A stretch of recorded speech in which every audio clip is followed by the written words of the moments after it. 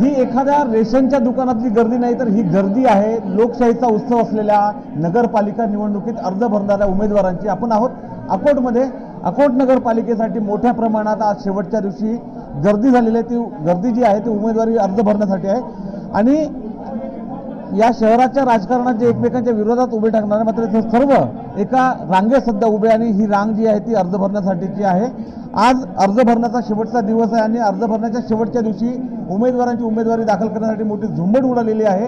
अकोला जिल्ह्यात जर चित्र पाहिलं तर आपण एकूण 5 नगरपालिका आणि एका नगरपंचायतीची निवडणूक होते आणि सर्वच राजकीय पक्ष जे आहे ते सोबतचा नारा देत मैदानात उतरले आहे। मात्र आज शेवटच्या दिवशी आपण पाहतोय की प्रचंड मोठ्या प्रमाणात गर्दी जी झालेली आहे नगर सेवक आणि नगराध्यक्ष पदासाठी उमेदवारी अर्ज दाखल करणे आणि शेवटी इथे सर्व पोलीस जे आहेत ते पण या रांगेचं जे आहे नियोजन करण्यासाठी इथे आपण पाहतोय मोठ्या प्रमाणात महिला आणि पुरुष जे उमेदवार आहेत ते सर्व या लाईनमध्ये उभे आहे आणि दुपारी 3 वाजेपर्यंत ही जी रांग जी आहे ती अशीच राहील असं चित्र सध्या आहे।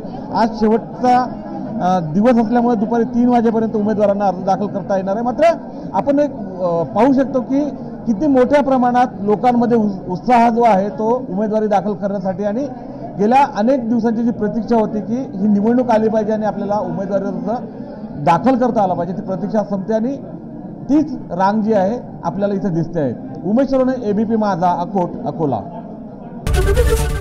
एबीपी माझा, उघडा डोळे बघा नीट।